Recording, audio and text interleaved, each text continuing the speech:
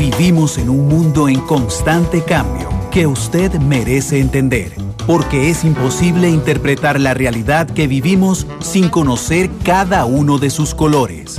Porque muchos son los tonos de la actualidad. Presentamos Matices. Una producción de Noticias Monumental.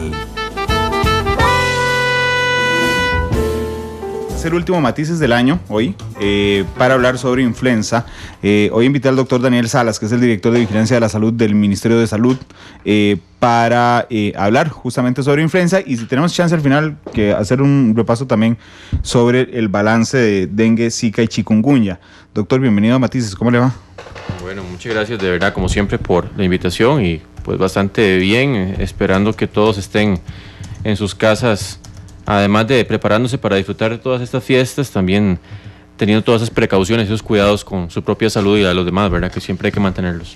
Sí, Doc, le tocó el último programa del año en vivo, porque a partir del lunes serán los 10 mejores programas del año. Pero cuando hablamos de influenza, llevamos 15 muertes registradas ya. A mí me llama la atención que decimos nosotros en la prensa, bueno, las medidas preventivas son el correcto lavado de las manos y el protocolo de estornudo. Pero es que esto no es porque haya un pico de influenza, es que siempre tiene que ser así. O sea, la influenza nunca deja de circular, circula todo el año. Lo que pasa es que sí hay meses en que se incrementa su actividad. Eso es tradicional, eso no es específico del 2015 o 2016, que incluso en el 2004 Costa Rica decidió que iba a vacunar a sus poblaciones, a las poblaciones de riesgo de enfermarse gravemente por influenza, justamente para tratar de que se hospitalizaran menos y se murieran menos esas personas. Pero esto ha sido algo que viene en estudio desde hace mucho tiempo. La influenza, que es la famosa gripe o quiebrahuesos, es un virus de cuidado. Es un virus que tenemos que tenerle respeto, y por eso es importante específicamente que las poblaciones con factores de riesgo se vacunen oportunamente. Mucha gente dice, ¿por qué no me vacuno ahora, doctor? Y yo le puedo decir, bueno, si en el entretanto que usted se vacuna, o sea, que usted le aplican la inyección y que usted ya, el cuerpo desarrolla las defensas para protegerlo, van a pasar de 15 a 22 días, en algunos casos un poquito más.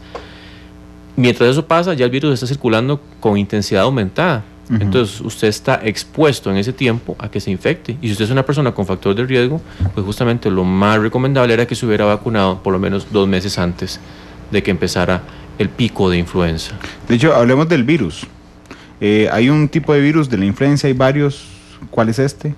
Hay 3 tipos. Se dividen, muchas gracias, se dividen en A, en B y en C. El A su vez se subdivide en 2. Para se puede subdividir en muchísimos tipos, porque digamos que la estructura del virus A es bastante compleja y tiene ahí unas enzimas y todo el asunto, pero para efectos prácticos lo que vemos en el mundo es que generalmente circulan 2 tipos de influenza, que en este momento a nivel mundial circula, sobre todo a nivel de virus estacional, que es lo que llamamos, el que provoca la gripe, es el H1N1, H1N1, y el H3N2, H3N2, pero también tenemos actividad del virus influenza B, que ese no se subdivide, ese solamente es uno, y aunque ese no es tan agresivo como los A, sí también puede provocar enfermedad e incluso, pues en algunos casos, hacer que las personas se enfermen gravemente. La gripe, digamos que podemos catalogar como la normal de todo el año, ¿cuál es? La que es, digamos, lo que todo el mundo confunde, en realidad hay que diferenciar. Lo que es lo más usual es el resfrío común. Ok, que no es una gripe. No es una gripe. La gripe es exclusiva de la influenza, es provocada por el virus influenza, es lo que conocemos como quiebrahuesos. El resfrío común es provocado por muchísimos otros virus respiratorios. El resfrío común no es atribuible solamente a un virus. Hay muchos otros virus que pueden provocar el resfrío común, y el resfrío común es el que nos mantiene a nosotros con un poquillo de fiebre, o tenemos fiebre, estamos con mucha estornudadera, con tos, estamos con secreción nasal, estamos con a veces un poquillo de producción de flema. Es generalmente la que nos, digamos que uno se siente como congestionado, como que todos los síntomas están aquí, ¿verdad?, concentrados en la parte de la nariz y de los oídos, pero yo generalmente no tengo esos síntomas, digamos, en todo el cuerpo, que me llevan casi que es lo que llamamos quiebrahuesos, que son los dolores musculares fuertes, los escalofríos, la sudoración, dolores en las articulaciones. Con la influenza, por ejemplo, que es lo que estamos hablando, la influenza, cuando yo tengo una infección por influenza, el apetito se me viene abajo completamente. Con un resfrío común, digamos que uno a veces pues no saborea bien porque está con la nariz congestionada. Sí. Pero la quiebrahuesos, la influenza, si bien es cierto, provoca secreción nasal y provoca tos, ¿verdad? Que es la tos siempre es muy importante en la influenza, siempre nos va a provocar síntomas o más bien malestar en todo el cuerpo. O sea, por eso es que se llama justamente quiebrahuesos y por eso es que la gente no quiere generalmente salir de sus casas, quiere recuperarse. Hay gente que insiste en salir de sus casas y es el gran problema. ¿Por qué? Porque cuando salen de sus casas tienen el virus, están tosiendo y van y exponen justamente a otras personas en sus centros de trabajo, en los moles donde vayan, en los conciertos, a que se infecten con influenza. Y lamentablemente, como le digo, los que tienen factores de riesgo están muy susceptibles a que si les da una influenza puedan terminar en un hospital e incluso no logren recuperarse. Doctor, ¿y las diferencias sintomáticas, ya no entre el resfrío y la gripe, sino entre la cepa, creo que se llama H1N1 y la H3N2? Subtipo sería. Sí, el subtipo. No hay una identificación clara. ¿Ninguna más agresiva que la otra tampoco? Se ha visto que tal vez el H1N1 podría eventualmente tener un poquito más de agresividad, pero eso no es tan digamos, estadísticamente claro, ¿verdad? O sea, lo que sí es importante es indicar que la influenza A, en general, que puede ser la H1N1 o la H3N2, sí provoca cuadros graves, especialmente, como le digo, en las personas con factores de riesgo. Y en cuanto al tratamiento, las dos prácticamente lo mismo. O sea, vamos a ver, la diferencia es el subtipo, no tiene ninguna diferencia. No, el tratamiento. Donde uno diga, bueno, es más agresiva la H1N1, ya nos dijo que no, o es más difícil de tratar, o se trata diferente, no. No. El abordaje es similar, como le digo.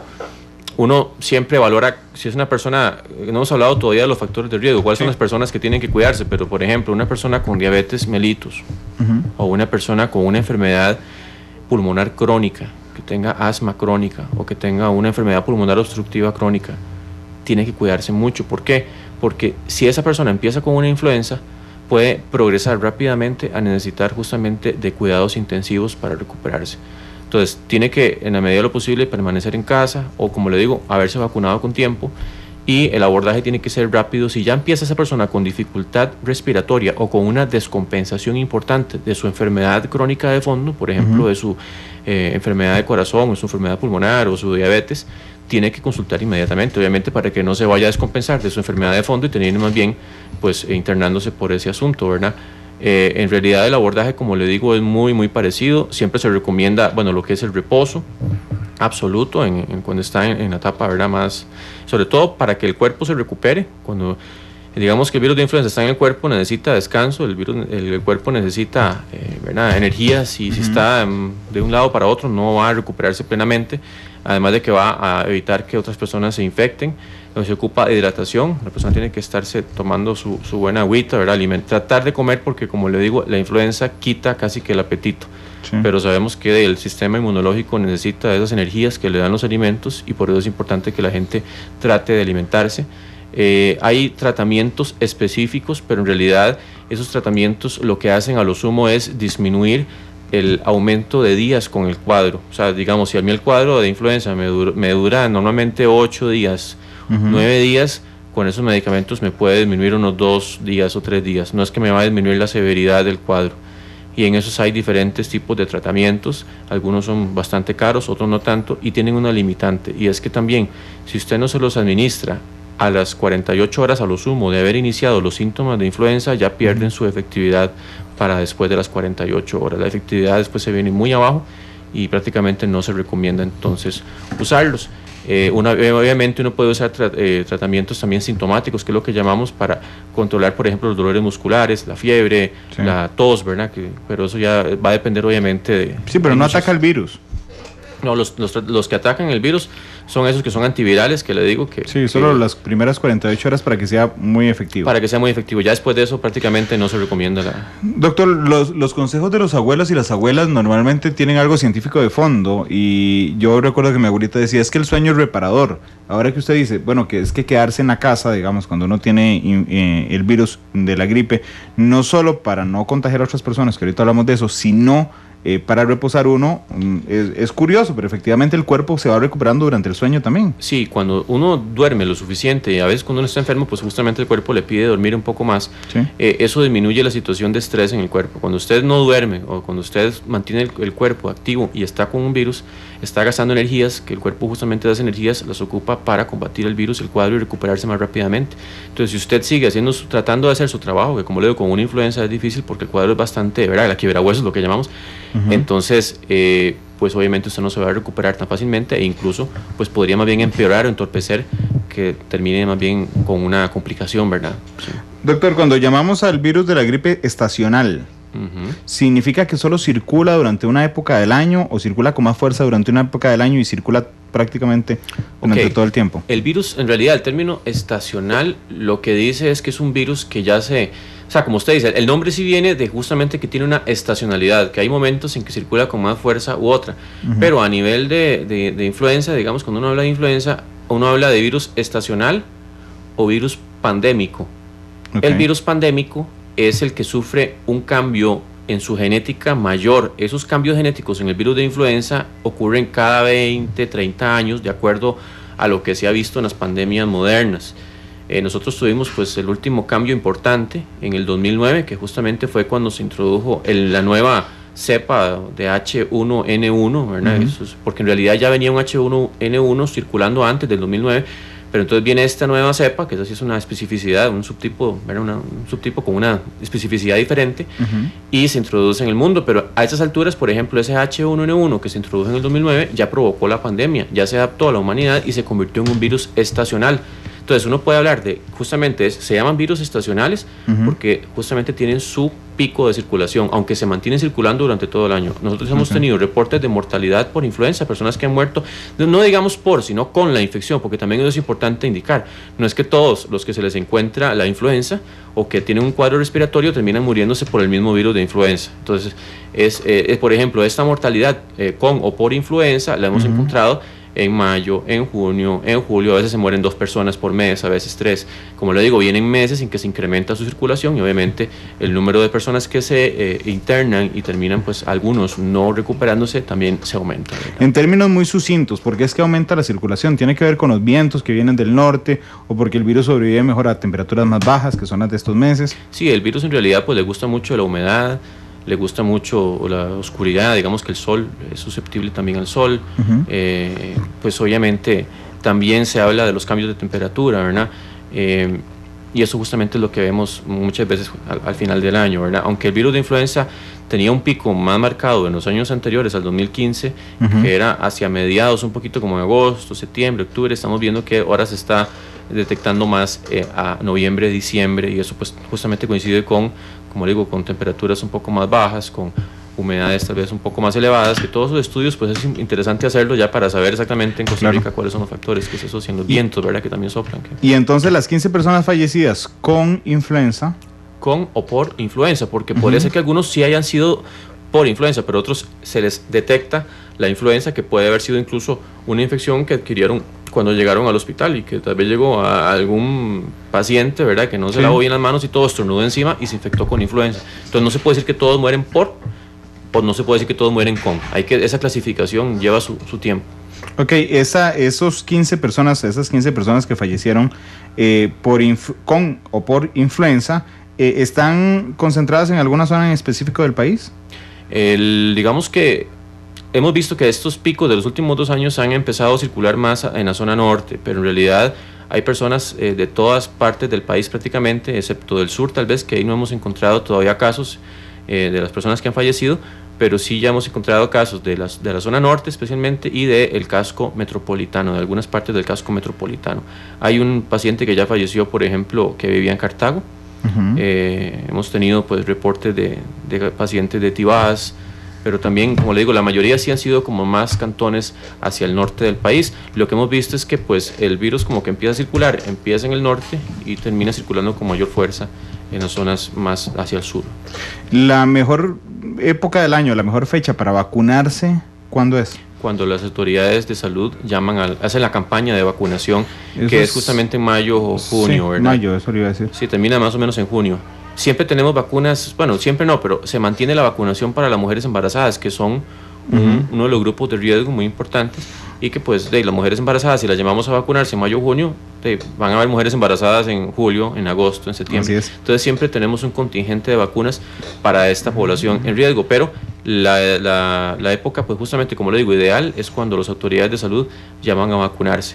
Incluso pues si usted no está en el grupo de riesgo, que obviamente la vacuna que tenemos en estos momentos pues es dirigida a los grupos de riesgo, es importante también que usted, si usted considera que quiere proteger, por ejemplo, a sus hijos y usted no tiene un factor de riesgo, pues puede hacerlo perfectamente y acudir al sector privado, ¿verdad? A vacunarse. Pero es algo, ya es una decisión que usted... Claro, pero creo que había una característica especial este año, y si no me corrige, pero una característica especial era que se iba a vacunar a los funcionarios de salud. Eso siempre ha sido un personal de riesgo por la alta exposición. Claro, pero antes era una invitación a vacunarse, sí ha estado, o era obligatorio. No, sí ha estado, claro que sí. Lo único es que este año tratamos de hacer un énfasis mayor, porque está justamente, como le digo ahí, ¿verdad? El que debe poner el ejemplo, que es el funcionario de salud, no se estaba vacunando en el porcentaje que necesitábamos que se vacunara. Pero es que recuerdo haber hablado hace un año con usted de este tema también, pero teníamos el detalle de que muchos funcionarios de salud no se habían vacunado. Exactamente. Este año no es que se hizo obligatorio, simplemente se hizo una campaña más fuerte, o es obligatorio de los funcionarios de salud. Se hizo más fuerte la campaña. En realidad esa obligatoriedad es algo que se ha puesto en tela de discusión, y pues habrá que ver a lo interno de la caja si se puede justamente o no poner como política para que sea algo, como usted dice, obligatorio. Pero sí, este año conseguimos definitivamente una cobertura, pues no tengo aquí la cifra exactamente, pero sí fue superior a lo que se había encontrado en años anteriores. Pero entonces, digamos, los grupos de riesgo son funcionarios de salud, mujeres embarazadas, me acaba de quedar muy claro, pero también personas con enfermedades crónicas, que podrían ser entonces, diabetes es una, ¿verdad? Todas las enfermedades metabólicas, especialmente la diabetes, pero enfermedades que afecten el metabolismo de manera genérica, por ejemplo, un lupus, la diabetes mellitus. En este momento nosotros tenemos dentro de nuestro grupo de riesgo los diabéticos, ¿verdad? Pero también las personas con enfermedades metabólicas, pues son importantes que piensen en vacunarse. Las personas cardiópatas o que tienen enfermedades pulmonares crónicas. ¿Qué es cardiópata? ¿Qué es una persona cardiópata? Bueno, que tienen un problema en el corazón, por ejemplo, de una válvula cardíaca que tal vez ya no le funciona bien, o ya tuvo una cirugía y le sustituyeron. Esas son personas que deben vacunarse. O que ya tiene, por ejemplo, ha tenido presión alta por mucho tiempo, el corazón se le hipertrofió, se le hizo más grande y se dio, entonces tiene una insuficiencia cardíaca. Son personas que deben vacunarse con la influenza. Otras personas que tienen que vacunarse con la influenza idealmente son los adultos mayores de 65 años, y también los niños menores de 3 años. Con más énfasis todavía, obviamente, los que tienen alguna condición de riesgo, que tengan alguna cardiopatía o alguna enfermedad pulmonar, pero independientemente, los niños menores de 3 años deben de vacunarse a partir de los 6 meses. Antes de los 6 meses la vacuna no está aprobada para ponérselo a niños menores de 6 meses, pero sí, de 6 meses a 3 años son grupos en factores de riesgo que deben vacunarse. Las personas con obesidad mórbida, ya obesidad grado, digamos, máximo dentro de la escala. Las personas que no se pueden mover por obesidad, más o menos. Que les cuesta, mórbida, en realidad. Sí. Bueno, mórbida sí andan, o sea, pueden moverse, claro que sí, pero ya son grados de obesidad muy importantes que también deben vacunarse. Por ejemplo, otros que deben vacunarse también son los que son trasplantados o que tienen problemas del sistema inmunológico, donde ya su actividad de defensas está comprometida de alguna forma. Esos son personas que deben acudir a vacunarse. ¿Presión alta? La presión alta por sí sola no es un factor de riesgo si está controlada. En el momento que, como le digo, no está bien controlada, sí existe una repercusión en órganos clave como el corazón, y entonces sí se convierten en un factor de riesgo. De hecho, que por ejemplo, hemos encontrado el antecedente de presión alta en muchas de las personas que han fallecido, pero son digamos, presiones altas que se han mantenido por mucho tiempo y justamente ya han provocado una consecuencia a nivel metabólico, a nivel más bien de órganos clave que afecta la presión alta, ¿verdad? Personas con cáncer que están recibiendo quimioterapia, por ejemplo, o radioterapia. Esa es una población que debe vacunarse. Ahora, hay que tener cuidado. La vacuna que aplica la caja, por ejemplo, no es de virus vivos atenuados. Hay otra vacuna que aquí en Costa Rica pues no se consigue, pero es importante que lo sepan, que se aplica nasalmente y que sí es de virus vivos atenuados, y en ese caso las personas que tienen defensas bajas pues tienen que también tener ese cuidado y consultar con el médico bien en caso de aplicarse. Ese detalle es importante. Normalmente cuando uno va a vacunar, por ejemplo, en el esquema nacional de vacunación a un niño, normalmente no va si el niño tiene fiebre o tiene gripe o tiene algo que haya disminuido su sistema inmunológico. Para estas vacunas y para el resto también hay que cuidarse de eso. Lo mejor es que estar la persona pues sin ningún Bien. cuadro viral, ¿verdad? Porque pues ya, obviamente lo que queremos es que en el momento que la vacuna entra en el cuerpo va a hacer que el sistema inmunológico desarrolle defensas. Si en el momento que estamos vacunando la persona ya está, el sistema inmunológico está trabajando para desarrollar defensas contra algún virus específico, pues digamos que no es el momento ideal para vacunar. Pero igual, si lo que tiene es un resfrío leve, sin mucha sintomatología, también sí se puede vacunar. Si ya se siente más mal, ¿verdad? Y lo que quiere decir que se siente más mal es que el sistema inmunológico está teniendo que actuar de una manera más intensa, es mejor que espere a recuperarse para vacunar. Voy a preguntarle a Lotico, ¿genera reacción? Hay reacciones leves, la mayoría son que se pone dura la zona donde se aplica la vacunación, puede dar un poquito de picazón, enrojecimiento, a algunas personas les da una fiebre leve, ¿verdad? Esos son los síntomas más frecuentes, digamos, o reacciones adversas más frecuentes. Habrán otras ya pues, más extrañas que se dan con muy poca frecuencia, pero como le digo, la mayoría, si acaso, porque mucha gente pues en realidad se aplica la vacuna y no tiene ninguna otra repercusión. Hay gente que no se vacuna porque dicen, es que doctor, si yo me vacuno y me resfrío, o sea, me da la gripe como a 3 días después o 4 días después. Eso es imposible, la vacuna no puede provocar gripe. Lo que sí puede pasar es que en el momento que usted se vacunó, dentro de la casualidad que puede haber, ya estaba incubando un virus que le va a provocar un resfrío o una gripe. Entonces, digamos, en el caso de la gripe, la influenza, pero es pura casualidad. Y la gente dice, no, es que se lo aseguro, doctor, yo me vacuné y 3 días después, 2 días después, ya estaba pegado. Y es que usted ya estaba digamos, incubando el virus, y en el momento que se vacunó, y fue una coincidencia, pero no es que la vacuna jamás no puede provocar el virus el cuadro de la gripe. ¿Cuánto dura incubando desde que uno lo adquiere hasta que presenta los primeros síntomas? Más o menos 1 día a 4 días, eso es digamos, el mínimo y el máximo que se ha visto. Otra cosa importante es que la gente dice, pero es que yo me vacuné 2 meses antes, doctor, y me dio siempre la gripe. Bueno, les cuento que la vacuna es una de las herramientas más importantes que tenemos para combatir la influenza, pero tampoco es que 100% efectiva. Hay aproximadamente entre un 5 o un poco más, a veces un 10% de no efectividad, o sea, donde la vacuna no logra hacer la respuesta inmunológica que se buscaba. Entonces también es cierto eso, que hay gente que a pesar de que se vacunó, pues puede tener el cuadro. Generalmente es un cuadro menos grave, con menos gravedad, pero no alcanzó el nivel absoluto para evitar que el cuadro se manifestara. Si uno tiene gripe, ¿debería ir a un centro médico como un EVAIS, digamos, de primera atención, un hospital, o se puede controlar fácilmente desde la casa? Se puede controlar en la casa, pero con el cuidado de que las personas con factores de riesgo, que ya los hemos mencionado bastante bien, tienen que estar muy atentos, porque si en el momento que empiecen, como le digo, tienen que estar bien compensados de su enfermedad de fondo. Claro. Y que estén con los medicamentos al día, ¿verdad? Los medicamentos que tienen que tomarse para controlar su enfermedad crónica.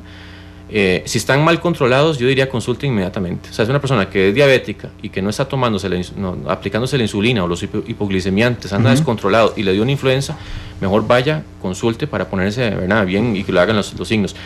Puede recuperarse en la casa, pero de momento que usted tenga, obviamente, ya signos de alerta como dificultad respiratoria, especialmente, ¿verdad? O que usted se siente ya, pues obviamente demasiado mal y que ya, ¿verdad?, con una fiebre muy elevada, sí es importante que consulte, pero tratar más bien de no ir al hospital para no exponer a los demás. Si usted especialmente no tiene factores de riesgo, mejor que se quede en la casa y que ahí se recupere con medidas de hidratación, con las pastillitas que le pueden mejorar los síntomas y sobre todo el reposo. Si no hay factores de riesgo y le da una gripe a una persona, puede tratarse con los medicamentos comerciales que se venden en las pulperías. Esa que uno va a comprar, una que se llama gripe y tos, otra que se llama, no sé, hay un que dicen antigripales. ¿Esas sirven? Los antigripales sirven para disminuir síntomas, para aplacar síntomas. Claro, no es que van a luchar contra el virus. Ok, pero los comerciales, los que uno compra en la pulpería del chino en la esquina, digamos, sí, en la farmacia. Hay algunos medicamentos antigripales que tienen un componente que se llama amantadina.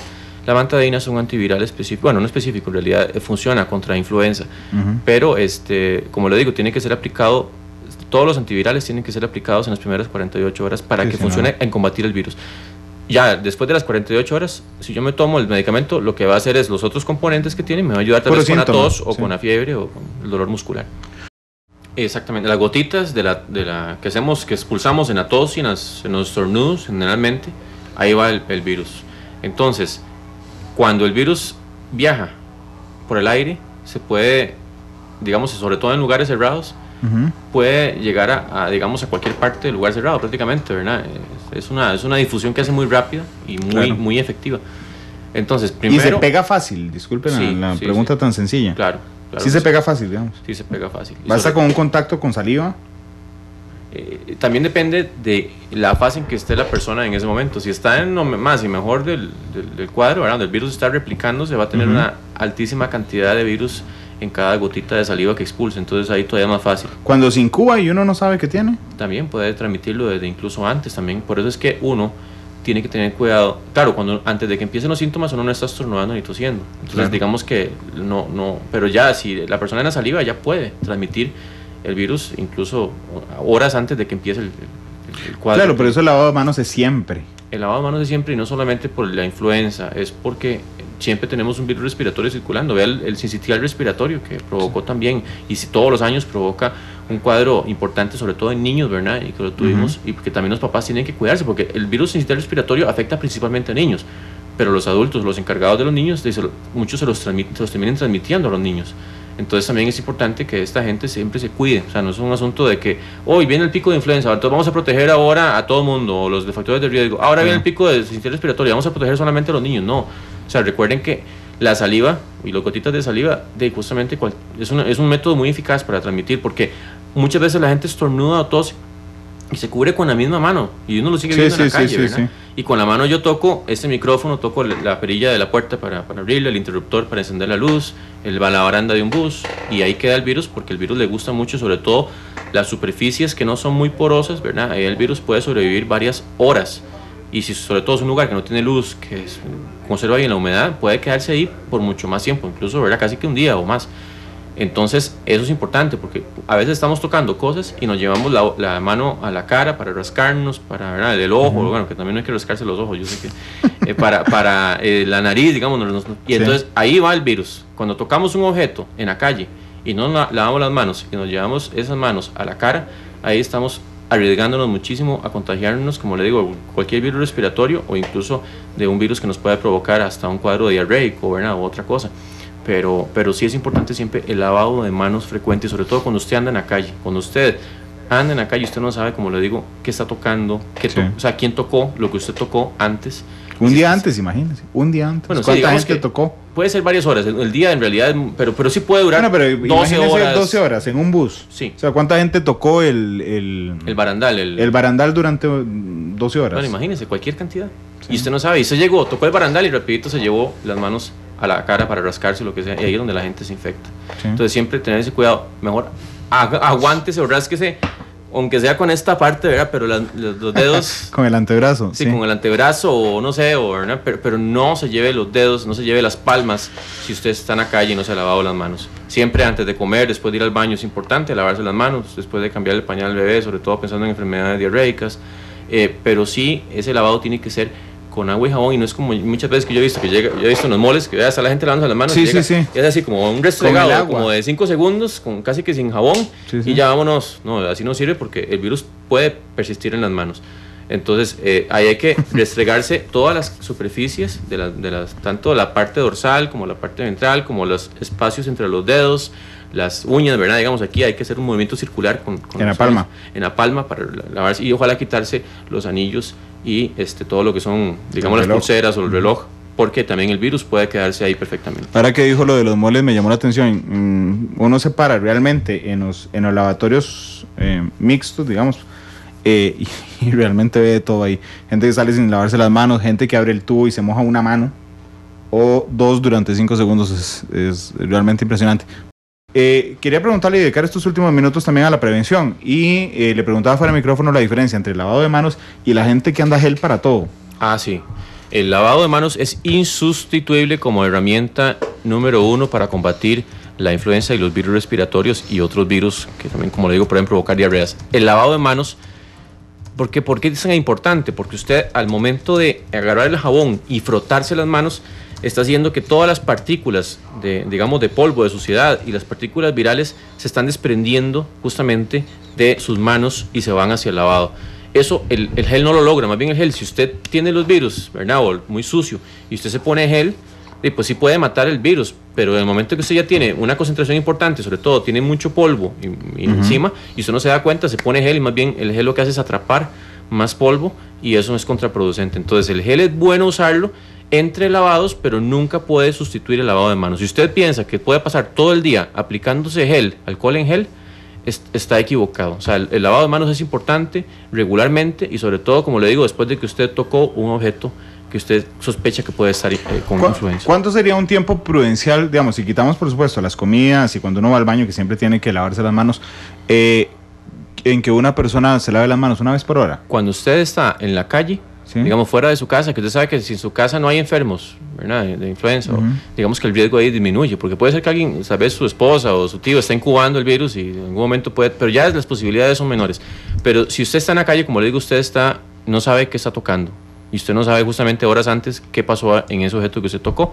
Entonces, si usted está en la calle, siempre lávese las manos, sobre todo si usted va a tocarse la cara o si usted va a comer, ¿verdad? Cuando usted come, obviamente está llevándose también las manos cerca de la boca y es importante que se lave las manos. No es que tampoco tiene que estar cada hora lavándose las manos, pero va a depender mucho de dónde esté usted. Y si está en la vía pública, ¿verdad?, en un bus, en un lugar, en un baño incluso, ¿verdad?, que a veces usted llegó y tocó algo, lávese las manos porque ahí justamente el virus puede estar. Si está ya en un hotel, por ejemplo, un lugar ahí donde usted sabe que en su habitación no hay personas con influenza, sí, pues no es que tampoco va a estar con la psicosis de que tiene que estarse lavando cada rato las manos. Pero sí, es muy importante eso. Antes de tocarse la cara, lávese las manos.